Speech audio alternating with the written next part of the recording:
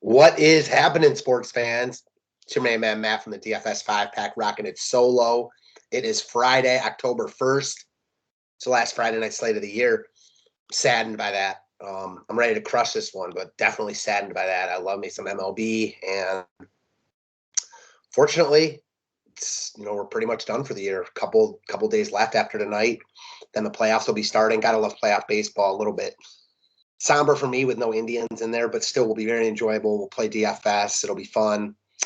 But the regular season where is where the money is made, and we're pretty much done there. So let's have a good last Friday night. Ryan and I are coming on here in a couple hours to make our NFL Week 4 video for kind of cash and GPP combined before we split up and do our own things this weekend.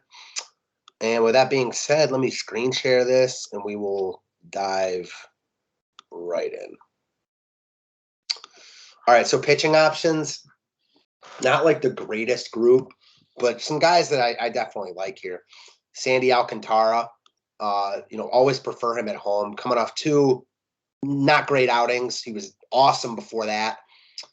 I'm interested to see what this Phillies lineup looks like now that they're officially eliminated from playoff contention. Might see a really weak lineup, which would put Alcantara in play here. And that'll be a theme for this slate. I think you might see a lot of that tonight, and it's something to be prepared for sure. Excuse me, guys. I had to cough for a second. After that, Framber Valdez. I'm not really trying to spend this much money on Valdez personally. Just other guys I like more. It's all it comes down to. Clayton Kershaw, I think he's in play here. He's made 3 starts since coming back off the IL, and he's thrown 50, 74, and 73 pitches. I kind of expect him to be ramped up a little bit here. He got pulled in the 5th inning last start. He wasn't pitching great. I like him here. I think he's definitely in play. Far from a must, but definitely in play. Alzolay, no thank you. McClanahan, nah, not this spot, not after what they did to Ray last night. Lance Lynn, certainly a look here. Threw 105 pitches last time out, which is pretty surprising. I don't know what to expect from him here. I could see Chicago letting him do his thing. I could also see them really pulling the strings back here and saying, okay, 70, 75 pitches if he's pitching well, or even if he's not pitching well. Okay, you're done. We're getting ready for the playoffs here. It's a good matchup against Detroit, and I think he looks good at 9,500, but not going to be surprised if he lets down, just in the sense that he doesn't go that deep into the game. Sean Manaya is coming off a really nice start against Houston last time out. I struggle to go to him here. He was really good in that start, but I'm not completely buying what he's selling, and I'm certainly not picking on the same Houston team again. Tyler McGill, you might see a rundown Braves lineup. They clinched last night, saying, they beat the Phillies, so the Phillies are now done. I'm not a huge McGill fan, so I doubt I get there personally. Nestor Cortez, come back down to earth a bit. He's expensive, not the greatest spot. Again, another team you might see a weakened lineup, so that would increase my interest in Cortez, but I just like Ranger Suarez a lot more. I think you can look at both pitchers in this game coming off a complete game shutout against the Pirates in a day slate. I'm not completely buying that, but another really good matchup in Miami against the Marlins. He's expensive now, and there's other really good arms on this slate, so he's, again, far from a must, but I still think he's in play here, like, for sure. Lauer, no. Matz, nah. I don't think you're crazy to like Matz, but he's getting some ownership. The spot's fine, but it's not like the best spot in the world, so I don't feel like I need to go to Matz here. Huascar Inoa, I don't know, not in the greatest form. Do really prefer him at home. He's got major splits, much better at home. Facing, not great Mets lineup. I actually don't mind Inoa here. I think he's in play. I'm not like excited about it, but I think he's in play. He's a little bit cheaper than those guys up top, obviously. Next up, we got Erod. I don't mind Erod here. Pretty good spot in Washington against the Nationals. The Red Sox obviously need wins. You can take that one of two ways. If Erod's pitching amazing, I doubt they're going to take him out. That said, they need wins. So any sign of trouble, he's going to get pulled. Pinch hitting here in Washington, with the pitcher hitting. I think Erod's fine, but I actually think I prefer Enoa the more I look at it at this price point. Marco Gonzalez. He's in pretty good form right now. Good matchup against the Angels. I mean, another one. I'm not excited about it, but again, a lot of these guys are similar to me, and Marco belongs on that list. John Gray also in play here. He's actually been better at home, which is odd. Not in great form right now. I'm not excited about John Gray, but he's not getting any love. I kind of find that surprising, getting no love here.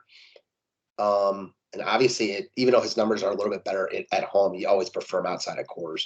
Josh Rogers, no thanks. Eli Morgan, he's interesting. I mean, I'm not really buying what he's selling at all, but he's in a good spot against Texas. He's got big upside at this price in two much harder spots. And actually, that spot against the Yankees, too. He got lit up by the Brewers. But other than that, I mean, 3 out of his past 4 have been really good. He's a classic boomer bust guy in tournaments. And at 7,300 in Texas, I don't mind taking a shot on him. I'd rather take a shot on him than Desclafani in their respective spots. No thanks on Dakota Hudson, not very good. Can't, no. Castellanos, no. Jose Suarez, I don't hate it. I mean, again, he had that really good couple game stretch against Houston and Texas. Other than that, it's not like he's been great at all. He's cheap as hell, but I don't know. I feel like if you need a drop-down option, he's not the craziest play in the world. But obviously, I don't want to get there. It goes without saying. There just really is no one else in this range. That's what makes Eli Morgan even more, I think, playable here. And no one really cheap at all. At all. So I guess if I'm building right now, a lot of these guys are not going to feel great about. I don't mind going where the pitcher's doing Miami here, rolling there. Yeah, Lance Lynn obviously also a look. But Alcantara has been throwing a lot of pitches, with the Marlins out of it forever now. So I'm not worried about his pitch count at all. Suarez coming off a great start. A little bit worried there, but didn't even throw a ton of pitches. He threw 97 pitches in a complete game shutout. That's impressive. So, yeah, if I'm building one right now, this is where I'm going.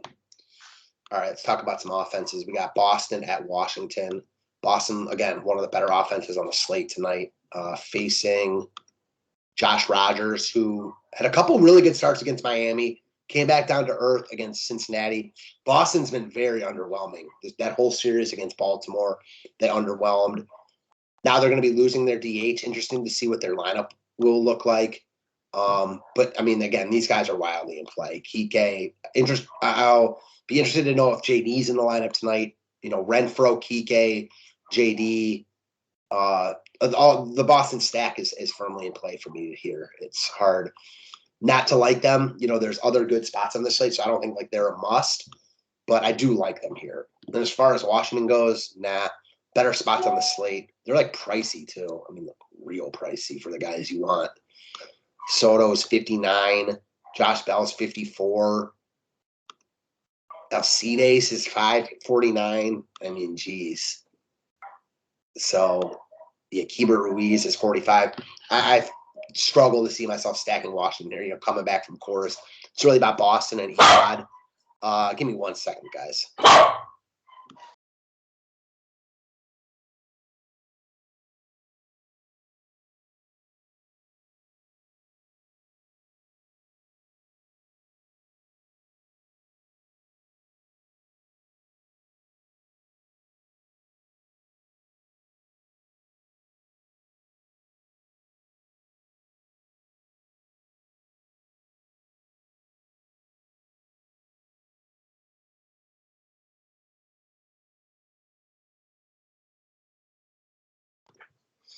Sorry about that, guys. I'm on dog duty over here, and it gets rough sometimes. What can you say?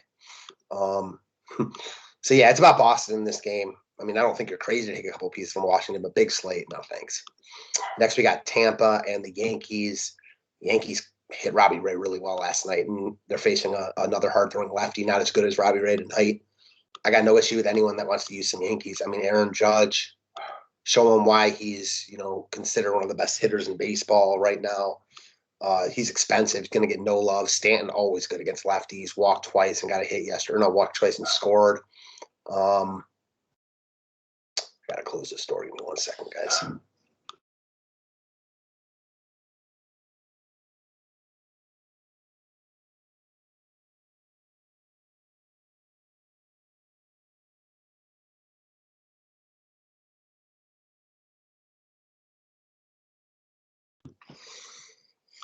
All right, now I should be back for good. Again, sorry about that. The dog's going nuts. So yeah, the Yankees I think are a look here. Interested to see what their lineup will look like. Gallo's day to day, Luke Voigt's out, so it might be watered down a little bit, but tons of power against left-handed pitching here. I don't think you're crazy to look at any Yankees. And same with the Rays. Interested to see what their lineup looks like. They're not playing for anything. They've got the best record in the AL. But still, I mean, they're really good. Doesn't mean they can't play well here. I'm not really scared of Cortez right now. I think there's worse pitchers on the slate, so I doubt I get there. But Tampa's not a bad look at all, especially considering, most of their relatively cheap price points. Brandon Lau raking right now. Not going to get any love in a lefty-on-lefty matchup, and he crushes lefties, so worth noting. Baltimore and Toronto, we've got Tom Eshelman against Steven Matz. Toronto looks like, if not the top, one of the top offenses on the slate.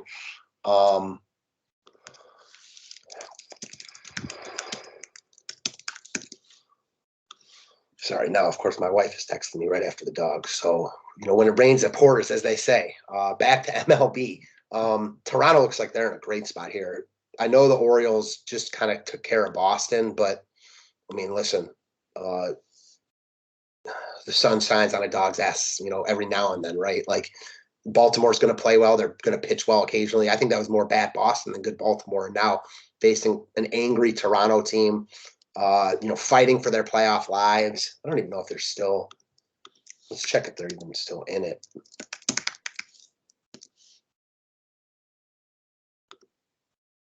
Yeah, obviously they're still in it, but I'm trying to see how realistic it is. They're a game out of the second spot, but Boston's in sliding. The team that's worrying them is Seattle. So, yeah, the Yankees obviously control their own destiny. Boston controls their own destiny, but they're not playing well right now. And then Seattle and Toronto are right with them. Seattle and Boston are tied right now. Toronto's on the game behind them. So Toronto fighting for their playoff lives. One of these games, I think they're going to go nuts. And Baltimore's bullpen is going to suck. They're the top stack on the slate. I don't even think there's a question after looking at it a little bit more. Boston, no DH. They haven't been great. Not that Toronto has been amazing either, but I like them a lot tonight. I think they're expensive enough where it might keep people off them. Now, Vlad has not been great recently. All the people clamoring for him MVP over Ohtani, he really hasn't done much to kind of solidify that. So I don't know. It's Ohtani, and he's going to win it. I don't think it's even a question. I like this stack, though. Corey Dickerson, nice night last night. They run a little bit, not a ton. Guys like Bichette, 2 steals or a steal in each of the past. In 2 out of his past 3 games, but he's seeing the ball well right now, hitting for some pop, bunch of extra base hits in there. I like the Toronto stack a lot. I think they get love, maybe not quite as much love as they deserve. And it's such a big slate that, I don't think the raw ownership is really going to be too high at all. So Toronto high on my short list here. And then I do think Baltimore is a fine look. Steven Matz is okay. He's average, maybe a little bit better. Baltimore's got some righty power. They're on the road here. I know Ryan Mountcastle having a really, really good year. Be more like one-offs for me from Baltimore, really than get into a full stack of them. But don't hate it at all. Give me 1 second, guys. Got to take care of something.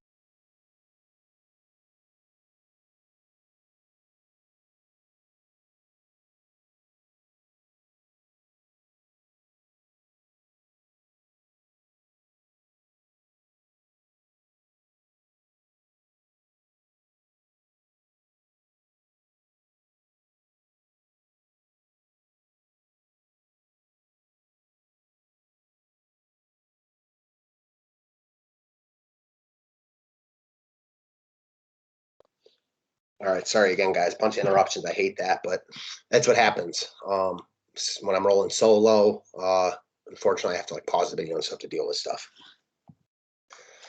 As far as Baltimore goes, like I said, more one-offs than anything else for me. Not really looking to full stack them. Don't really love Matz either. I mean, I guess given the pitching on the slate. Well, there's other guys I like more than Matz. I don't know. I don't think Baltimore's, they're Mancini 3,200. He's fallen off hard, but facing a lefty at 3,200, don't mind it. More of honorable mentions for sure than anything else. This game's all about the pitching for me. I like both pitchers quite a bit. Clearly, is if I'm making one lineup, they're gonna be the guys I use. So, no thanks on the hitters. Mets and Braves. I like Eno, so not really looking at the Mets. Although I was pissed I didn't use them last night because I like them. Of course, they went off late. Seems to be happening to me a bunch recently. It is what it is. That's DFS for you. As far as the Braves go, interested to see what their lineup looks like because, again, they're clinched, might have a really watered down, which could provide some big value. So worth noting that you might get a really cheap Atlanta team here. Might not be the normal potent Braves lineup we know and love, but cheap never hurts. All right, we got Cleveland and Texas. So Eli Morgan against Sam Howard, Spencer Howard, excuse me, and Drew Anderson. The Morgan Texas, Morgan versus Texas. I lean Morgan here. There's a lot of better offenses I like on the slate, and it looks like Morgan's one of the only cheaper pitchers I have interest in. That said, Morgan is certainly not full fail-proof. He's not impervious to getting hit at all. Our Adolis Garcia looks good recently again. This would be another one where I'd want a full stack. This would be one where I actually would want a full stack. Unlike Baltimore, where I just want to pick out pieces and hope for a couple home runs.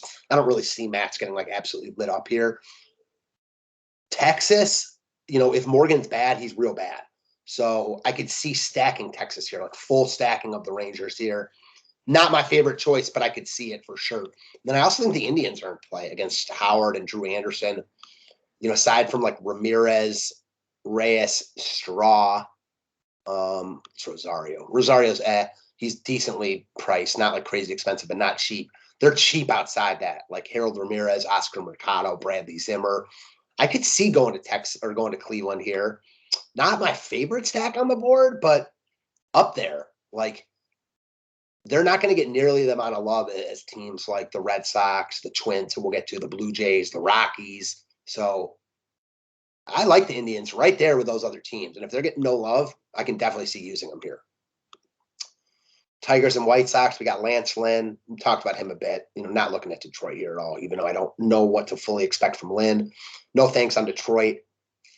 And then the White Sox against Peralta, I think, are a fine look. Again, they've been clinched for a while. They're expensive, or Luis Robert, is expensive.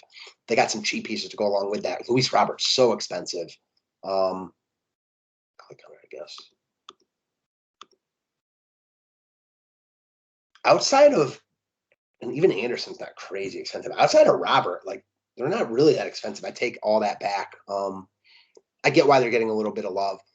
Another one, not my favorite place to go here, and I don't know if I'll get to any White Sox, but man, if they went off for 15 runs or 10 runs or 8 runs, whatever you want to say, it wouldn't be surprising to anyone. Wiley Peralta's not great.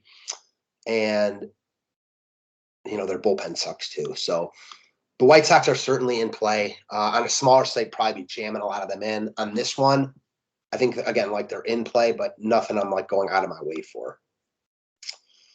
Sean Manaya against Framber Valdez. I liked offense in this day slate the last time they played, and it didn't, it was 1-0. So, of course, they're going to go off here. That said, on paper, you got to like the pitchers. It's a much bigger slate. So, even if you don't use the pitchers, hard to make a case for either of these offenses. Houston is really good and going to be low owned, so that's the case for them. Oakland's got very good pieces, and they're going to be low owned, so that's the case for them. But they're facing good pitchers on a slate with a lot of teams facing not good pitchers. It's hard to want to, get there unless you're making a ton of lineups. All right, Minnesota and Kansas City, we've got John Heasley against John Gant. Both mediocre pitchers, nothing to write home about. Neither guy you're interested in using at all. Minnesota looks like they're going to be the highest owned team on the slate. Man, we've seen that before. Byron Buxton Chalk went off last night, had a 35 bomb. He's hot right now. I imagine he's going to be one of, if not the highest owned hitter on the slate again. Outside of him, they're really, really cheap too. A lot of these guys, most of them under 4K. I think Donaldson he's 44, but he looks good again. And outside of Buxton and Donaldson, they just have no one that's expensive. Garver's 4K flat. Yeah, Minnesota getting a ton of love for a reason. If you're playing cash games, I think you want a lot of them. In tournaments, you can certainly use them, but just know you will probably want to get different elsewhere. This is where you might want to use some less owned pitchers. Alcantara is not going to be owned at all, so maybe this is a lineup you could use some Minnesota. Maybe not like a full stack with Boston, but you could go Minnesota like with Kansas City, who's not getting much love here, or with Cleveland. Just know that. I don't know if I'm going to predict if I probably won't go Minnesota tonight because they're getting so much love, but I'm not going to completely avoid them if I have some lower owned pieces to go with them. So just know that when you're making your lineups. And then as far as Kansas City goes, John Gant is not very good. He's not a trash can, but not a guy that like I'm afraid to pick on at all.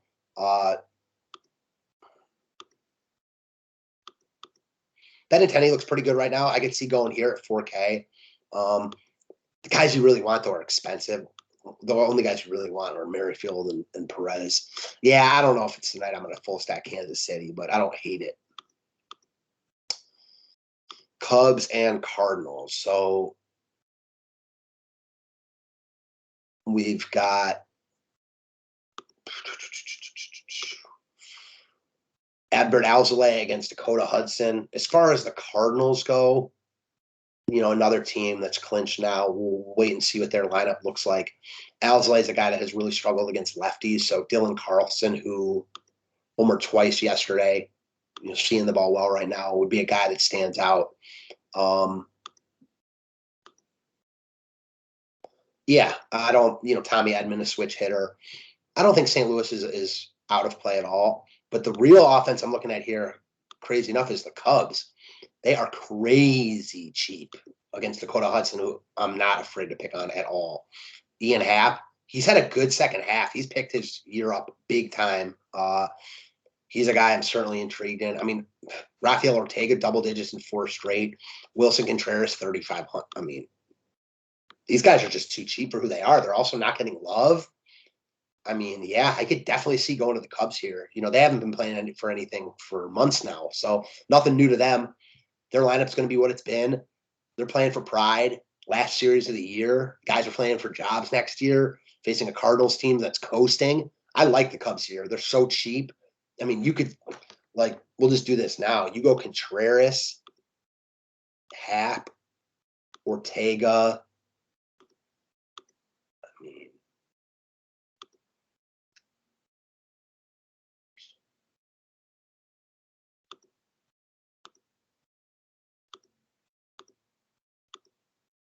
I was like, where is Swindell? I had to put him in there. I was like, what the heck? Yeah, I mean, he's 3,200 for Swindell. You just go these 4 right here. I mean, you could go easily. You could go Jose Ramirez, Framil Reyes, Ahmed Rosario. I did 2B for 3K. Jimenez, who's actually been pretty good lately.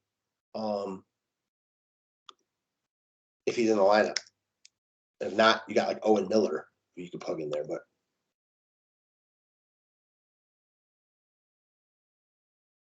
yeah, interested to see what the Indians lineup looks like, as I said, with a bunch of these teams. But I mean, so many different ways you could go there. These Cubs are so cheap. If the slate were starting right now, I would definitely have a lot of Cubs exposure. They're so cheap. I think they're in a good spot. They're not getting love. What's not to like? I'll leave it at that. All right, moving on. We've got the Rockies and the Diamondbacks. Castellanos against John Gray. It looks like the Rockies are getting quite a bit of love here. And I don't know. I mean, Castellanos is not good, but the Rockies suck on the road. Chalky Colorado doesn't seem really appealing to me, away from Coors for the first time in a while.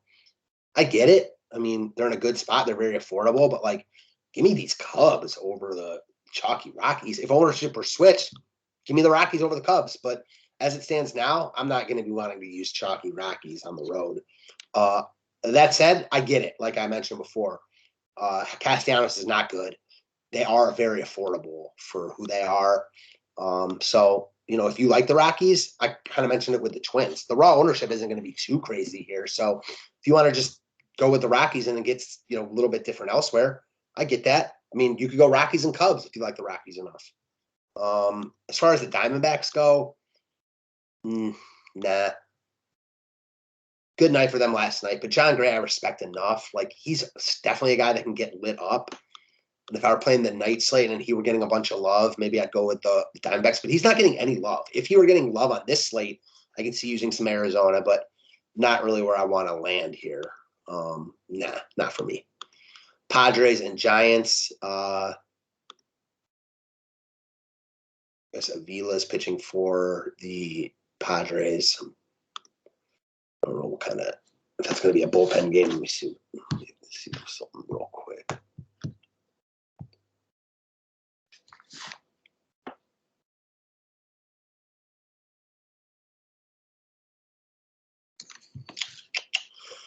One second, guys.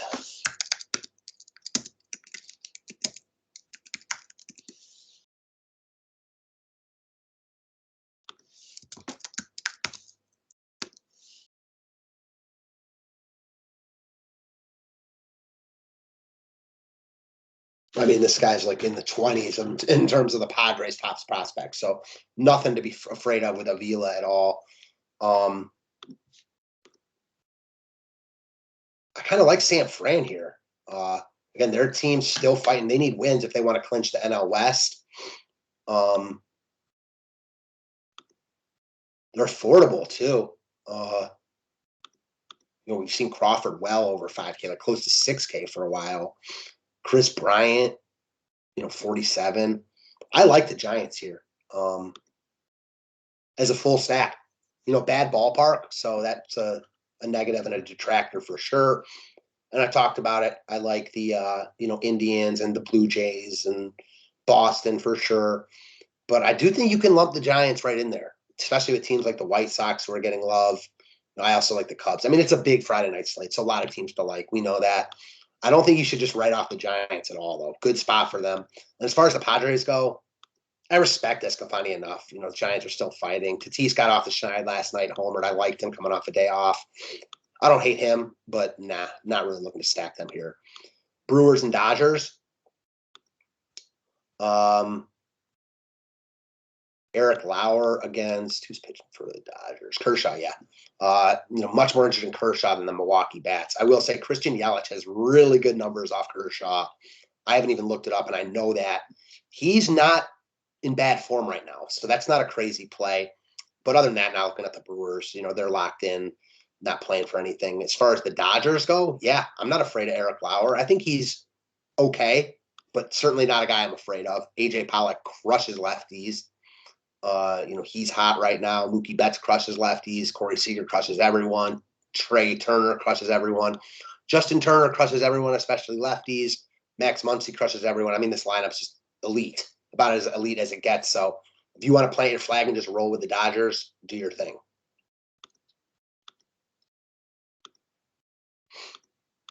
They are expensive, but they're one of the only teams that are like really expensive. So if you use Cubs with them, easy peasy. All right, last but not least, we got Marco Gonzalez against Jose Suarez. I was about to say Junior, like a combination of Jose and Ranger, but it is Jose Suarez on the hill for the Angels. And this is one where, I don't know, Suarez isn't great. Not a great ballpark, though. One off of Ty France. Seager crushes lefties, sure. Haniger's been hot, so don't hate that. But nah, not really looking to stack. And then the Angels suck. Tani's a beast if you want to go with Otani. Sure. But I could not see myself full stacking the Angels here, especially with teams like the Cubs, who I just like more if their lineup's better right now. So not for me. But again, I don't think you're absolutely insane to pick pieces either. All righty, that's what I got. Sorry for the interruptions today, guys. Dealing with a lot of stuff over here. Got the dogs. My wife's not feeling well, so spare me a little bit. Just wanted to come out here and make this video for you guys. We'll have one tomorrow. It'll be the last MLB slate covered. Yeah, that's sad, but let's crush tonight and finish on a strong note. As always, appreciate you guys. If you want to, more content, more videos, any of that stuff, go check out the DFS 5-pack. We'd love to have you. And like I mentioned earlier, Ryan and I will be coming out with our members only NFL Week 4 video in about an hour now. So thanks a lot, guys. Have a great day and weekend. Go Browns.